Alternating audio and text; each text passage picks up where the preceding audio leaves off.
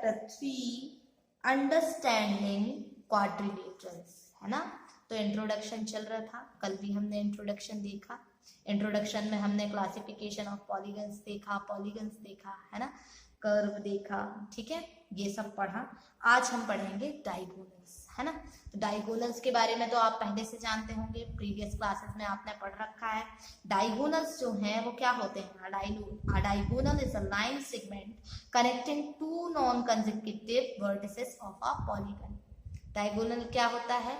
एक पॉलीगन में जो दो वर्टिसेस होते हैं उनको जोड़ने वाला जो लाइन सेगमेंट होता है ना, वो आपका डायगोनल कहलाता है। जैसे आप देखें यहाँ पर एक डायग्राम दिया हुआ है PQRS, है ना, एक रेक्टेंगल दिया हुआ है, इसे हम पॉलीगन ही कहेंगे, 4 साइड वाला पॉलीगन है ये, ठीक है, जिसे हम क्वाड्रिलेटरल भी कहते हैं। तो यहाँ पर वर्टिसेस कौन कौन से हैं? PQRS, है ना। तो अब वर्टिसेस को, दो वर्टिसेस को आपस में जोड़ने वाली जो लाइन सेगमेंट होती है ना, वो आपकी डायगोनल कहलाती है। जैसे आप देखें यहाँ पर P एंड R, P और R को ये लाइन सेगमेंट जोड़ रहा है, ठीक है, कनेक्ट कर रहा है ये, है ना, तो ये आपका डायगोनल होगा PR। ऐसे ही SQ, ये आपका डायगोनल होगा।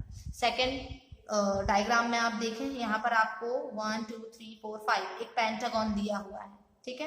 पेंटागन में भी देखें आप, B से E को ये लाइन सेगमेंट कनेक्ट कर रही है ना, तो इसे हम डायगोनल कहेंगे। और डायगोनल जो है हमेशा पॉलीगन्स के, जो आपके शेप दिए होते हैं ना, पॉलीगन्स के अंदर ही बनाए जाते हैं, ये ध्यान रखेंगे हमेशा।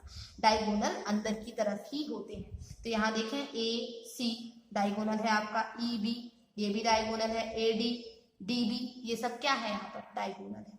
सेम हियर थर्ड में देखें आप, एक डायग्राम दिया है ट्रायंगल, जैसे आप यहाँ पर देखें KLM, तो यहाँ पर डायगोनल क्या होगा? यहाँ पर देखें डायगोनल ये दिया हुआ है आपको LN, है ना, LN दिया हुआ है एक डायगोनल, ये बाहर की तरफ बना हुआ है। सॉरी, ज्यादातर डायगोनल्स जो होते हैं वो अंदर होते हैं, कुछ एक दो, मतलब कुछ ऐसे कुछ रेयर टाइप के डायग्राम्स होते हैं या शेप्स होते हैं जिनमें बाहर की तरफ भी डायगोनल होते हैं। जैसे आप देख सकते हैं यहाँ एक ये बाहर की तरफ डायगोनल दिया हुआ है, ठीक है, मतलब वर्टेक्स को, एक वर्टेक्स को दूसरे वर्टेक्स से जोड़ने वाली लाइन सेगमेंट डायगोनल कहलाती है, ठीक है।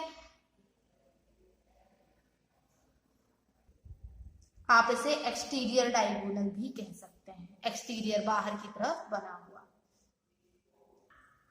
Now our next topic is convex and concave polygons.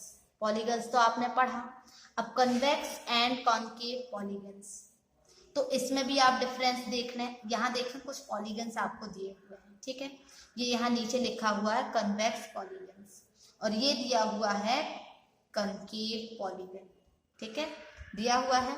अब कैसे पता करेंगे? ये भी तो क्लोज्ड ही है ना, ये भी क्लोज्ड है, इनमें भी लाइन सेगमेंट का यूज हुआ है, सॉरी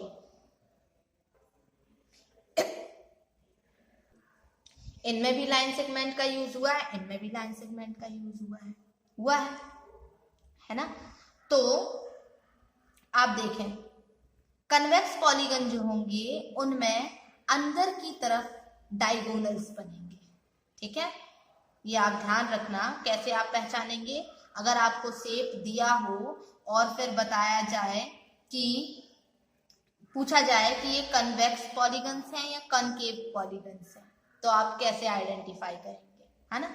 तो आइडेंटिफाई करने का सही तरीका ये है कि आप शेप को देखेंगे और ये ऑब्जर्व करेंगे कि इसमें सिर्फ इंटीरियर अंदर की तरफ जो है वो क्या बन रहे हो?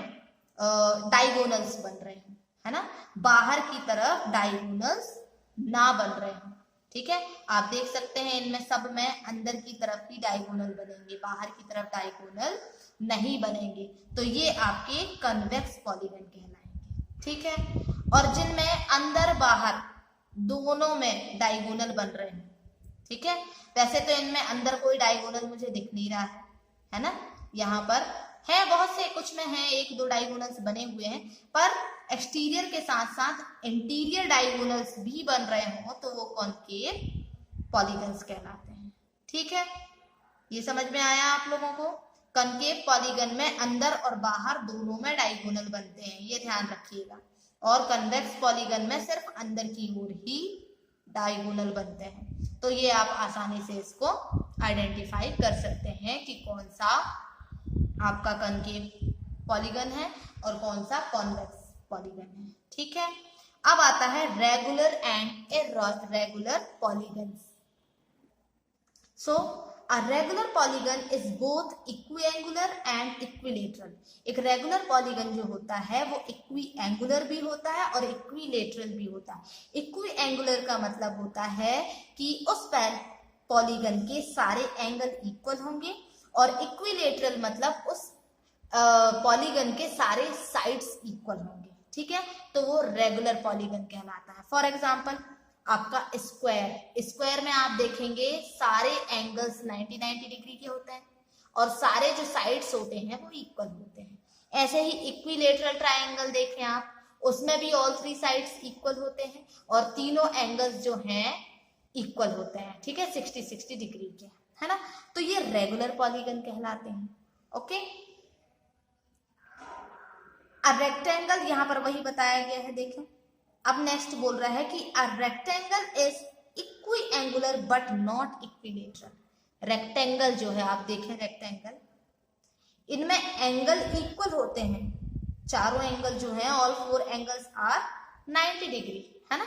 चारों एंगल इसके 90 डिग्री के होते हैं, बट इसके जो साइड्स हैं, है ना, वो इक्वल नहीं होते, ये इक्विलेटरल नहीं होते, है ना।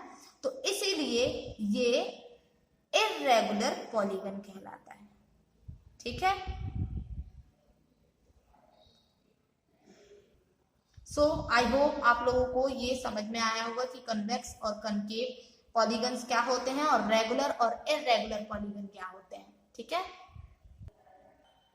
यहाँ आपको कुछ और भी एग्जाम्पल दिए हुए हैं रेगुलर पॉलीगन के। देखें, ये है आपका पेंटागन। पेंटागन में ऑल 5 साइड्स जो है, साइड्स जो हैं वो इक्वल हैं, इट मींस ये इक्विलेटरल भी है, और पांचों एंगल जो हैं इसके all 5 angles are equal, so this is also equiangular. ठीक है, ये दिया हुआ है हेक्सागोन आपको, है ना। तो ये रेगुलर पॉलीगन है। अब देखें इर्रेगुलर पॉलीगन में, देखें आप यहाँ पर देखें, एंगल भी आपको डिफरेंट मिल रहे हैं और साइड्स भी देखिए इक्वल नहीं है। ये बड़ा दिख रहा है, ये छोटा दिख रहा है ना। ये दोनों इक्वल दिख रहे हैं, ये दोनों इक्वल है, ये दोनों इक्वल है। तो यहाँ पर जो ऑल साइड्स हैं वो इक्वल नहीं है ना। तो ये इर्रेगुलर पॉलीगन है। ओके, तो ये हुआ। अब नेक्स्ट दिया है आपको एंगल सम प्रॉपर्टी। तो ये आप पहले भी पढ़ चुके हैं। एंगल सम प्रॉपर्टी में क्या होता है, एंगल सम प्रॉपर्टी किसकी है, ट्रायंगल की है। और उसमें क्या होता है कि एंगल सम का मीन्स क्या होता है, जोड़ना, है ना। तो ट्रायंगल के ऑल 3 साइड्स का जो सम है वो 180 डिग्री होता है। यही है ना। The sum of the measure of the 3 angles of a triangle is 180 degree. ठीक है, यही है आपकी एंगल सम प्रॉपर्टी, है ना। और वही क्वाड्रिलेटरल में एंगल सम प्रॉपर्टी क्या है कि क्वाड्रिलेटरल के ऑल 4 साइड्स का सम 360 डिग्री होता है। ठीक है, तो यहाँ ये आपका इंट्रोडक्शन खत्म होता है। कल हम एक्सरसाइज 3.1 स्टार्ट करेंगे। Okay, so revise all this. Okay.